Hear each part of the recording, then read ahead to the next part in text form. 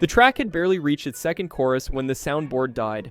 Los Angeles, October 2003, Beyoncé is mid-Baby Boy, and Sean Paul, booked as a night's surprise guest, is poised to launch into his verse when his microphone falls.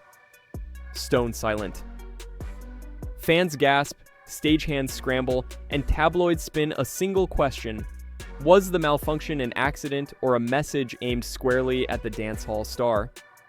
22 years later, Sean finally calls the moment the spark that set off a wildfire, hinting that someone pulled the plug on purpose. He's still coy about who, but the story he tells and the silences he keeps say just enough to keep the conspiracy alive.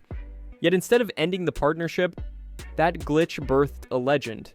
And every rumor since has only pumped new life into a song that refused to stay in 2003. What really happened between Queen Bee, Jamaica's king of dancehall, and hip-hop's reigning mogul? Tonight we follow the rumors, the receipts, and the raw jealousy claims from studio booth to VMA chaos to 21st century TikTok, and discover why one 3-minute single still rattles music's most powerful dynasty. It begins with a phone call. Sean Paul is fresh off Jamaican chart success when Beyoncé's camp rings. She's a fan, and she wants to lock in a collab immediately. Sean expects a silky R&B duet, but the beat that lands in his inbox is pure dancehall seasoning over Middle Eastern strings. He records his verse in under an hour, ships it back to New York, and 2 weeks later hears the final mix at full blast in a Kingston nightclub. By August 2003, Baby Boy storms radio rotations, ruling Billboard's Hot 100 for 9 straight weeks and pushing Beyoncé's debut, Dangerously in Love, toward 8 times platinum glory. On paper, it's a storybook win. Dancehall invades top 40, and Beyoncé cements solo dominance. Off paper, the chemistry crackling through the speakers, slow burn vocals, Caribbean patois, bodies pressed close in the Hype Williams video, starts churning up a different narrative. Blogs wonder if the on-screen heat is art imitating life. Tour promoters smell bigger ticket sales and pair the duo on increasingly intimate promo spots. Every performance feels riskier than the last, and fans swear they see sparks fly when the lights dim. But one person reportedly dislikes the fireworks: Beyoncé's quietly rising boyfriend, Sean Jay-Z Carter. According to producers present in early rehearsals, small adjustments, camera angles, stage blocking suddenly aim to keep Sean and Beyoncé from ever standing too close. Whether it's protective instinct or plain old jealousy depends on who's talking, but insiders swear tension hovers like studio fog the moment Jay walks in. And the bigger the hit grows, the harder it is to hide the static. Rumors get oxygen on live television. First stop, TRL on MTV. The pair trades flirty ad-libs. The chat room scroll fills with heart eye emojis. Next, an LA radio festival where the infamous mic cut happens. When engineers later chalk it up to RF interference, message boards roll their eyes. Feedback rarely deletes only one mic. Conspiracy claims mutate. Was Jay-Z backstage? Did he order a technician to yank the fader? No proof, just whispers, but that glitch makes a juicy headline. Weeks later in Scotland, lightning strikes twice. Sean's verse drops 10 decibels mid-set, Beyoncé stays crystal clear, and the two exchange what looks like a puzzled glare on the Jumbotron. The crowd sings Sean's lyrics anyway, but Twitter, still new, is ruthless. Somebody doesn't want that duet to shine. When Beyoncé's father, then manager Matthew Knowles, cancels the press line due to schedule changes, bloggers interpret it as damage control. Behind the scenes, Beyoncé asks for a private conversation. Sean recalls her tone, calm but stern. "The noise is getting loud. My brand can't afford messy headlines," she allegedly warns. Sean agrees. He loves the song and isn't about to tank its climb for tabloid clicks. They draft joint talking points, strictly professional, no comment on personal lives, and hope the story burns out. Instead, the blaze spreads to Brooklyn. Jay-Z's team keeps quiet, but DJs swear they can hear disdain in his voice when asked about Baby Boy. Dancehall Mag later quotes Sean saying, "We had to talk about it. He and I were cool before B, and I needed him to know it wasn't like that." Hot 97 host Cypher Sounds claims an insider saw Jay pull Beyoncé from an after-party when Sean arrived, though the host admits it's secondhand.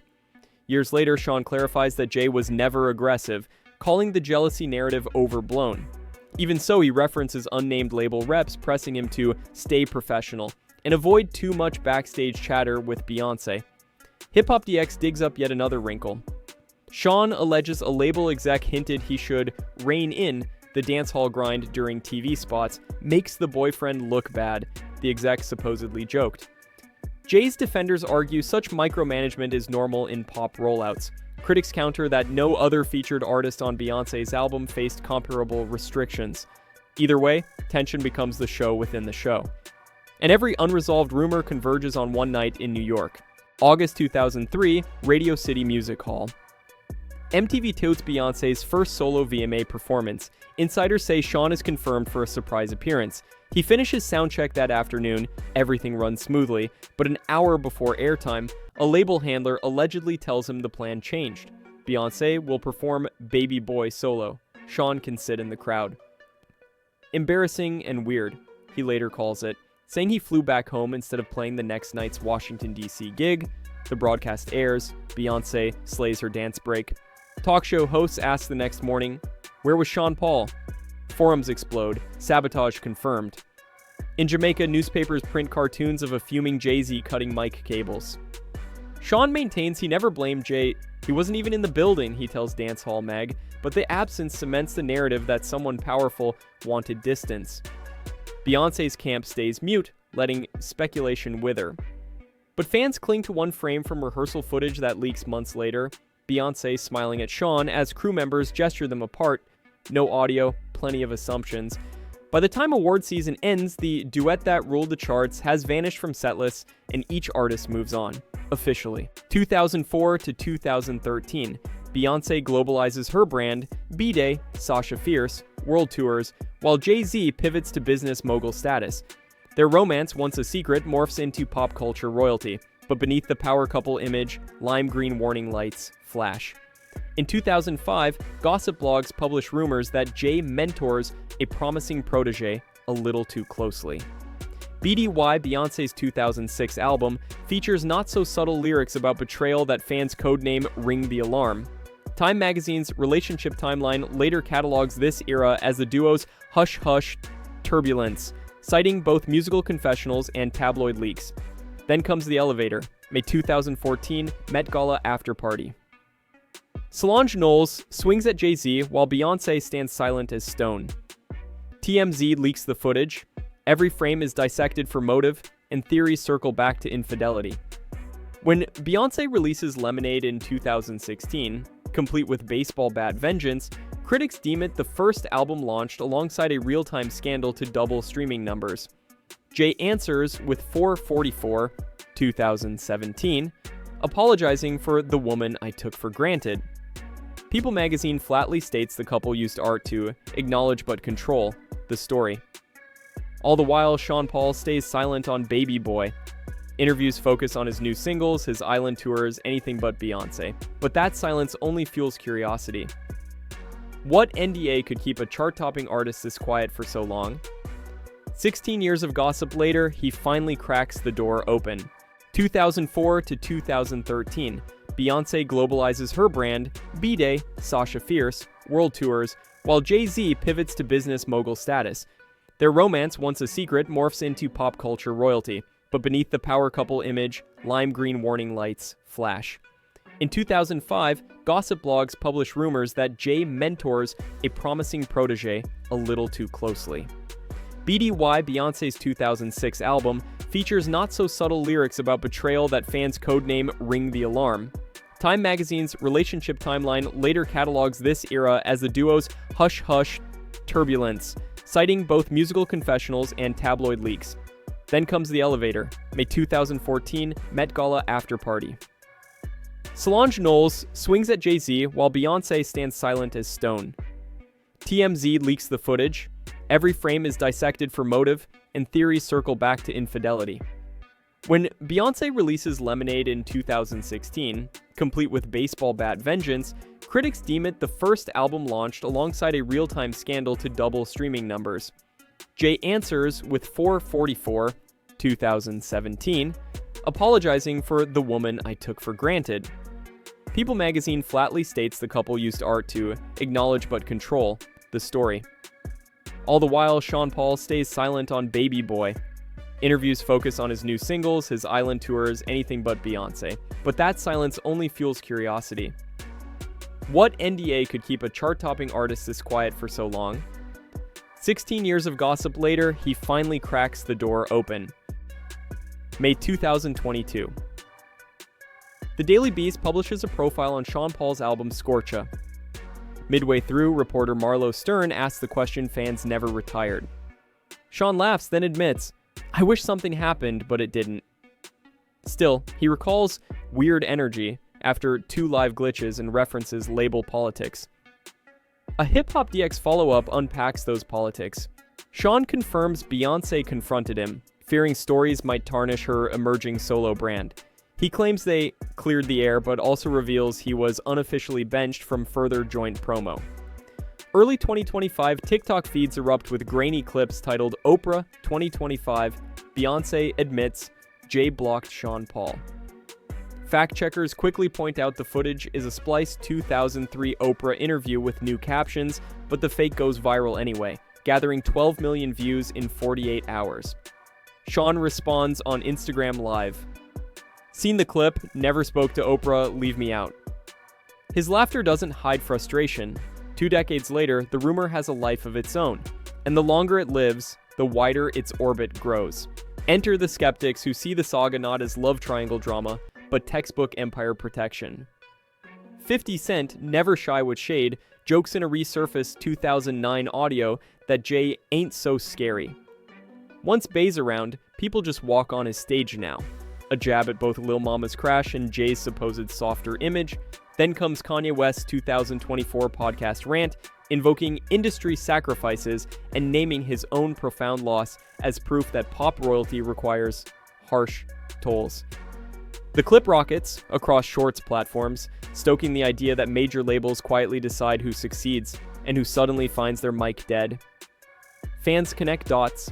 Sean's abrupt VMA removal, Solange's elevator fury, the unverified claims that Jay strong-armed venues. No single piece is definitive, but together they paint an underbelly where chart position is protected like royal lineage. Critics counter, tour mishaps happen, jealousy sells tabloids, and everyone benefits from mystery.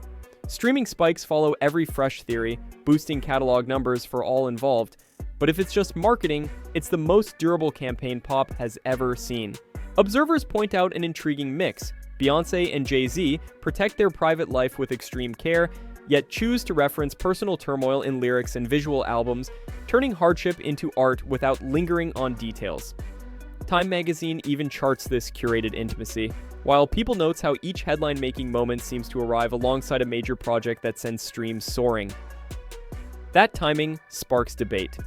Skeptics say the couple understands suspense drives engagement, citing how Everything Is Love, 2018, doubled as a public reconciliation tour. Supporters counter that sharing hard truths through music can be a powerful, even therapeutic creative choice, proof that openness and artistry can coexist. In 2024, another challenge emerged, high-profile misconduct accusations that Jay-Z firmly rejected. Beyoncé maintained her support, and within weeks, tickets for her Christmas Day halftime show still vanished in minutes. Whether this solidarity was strategic or simply genuine loyalty, the Carters' united front kept their empire steady. Labels prospered, platforms logged record plays, and commentary channels dissected every glance for clues. While Sean Paul, the duet partner who sparked the original rumors, remained a silent outlier on the edge of the narrative. A dead microphone in 2003, 2 decades of rumor, rage, and record-breaking reconciliation. From club bangers to elevator cameras, the baby boy fallout reveals more about power than romance. In pop's highest court, perception is currency, silence is strategy, and even a single glitch can echo for a generation. Sean Paul insists nothing illicit happened, Beyoncé never confirms or denies, Jay-Z shrugs off the jealous king title. Yet the story refuses to die because it satisfies a deeper itch. We crave proof that icons are as messy as the rest of us, that fairy tale brands hide fragile egos and backstage skirmishes. So stay tuned. Somewhere in a vault lies unseen rehearsal footage, a set list with crossed out names, maybe even the audio logs from that infamous LA board. And secrets, like beats, have a habit of dropping when you least expect them. Until then, every replay of Baby Boy is more than nostalgia. It's a reminder that in music, the loudest notes can come from the moments we never heard at all. And don't forget to subscribe to not miss any daily upload. Thanks for watching.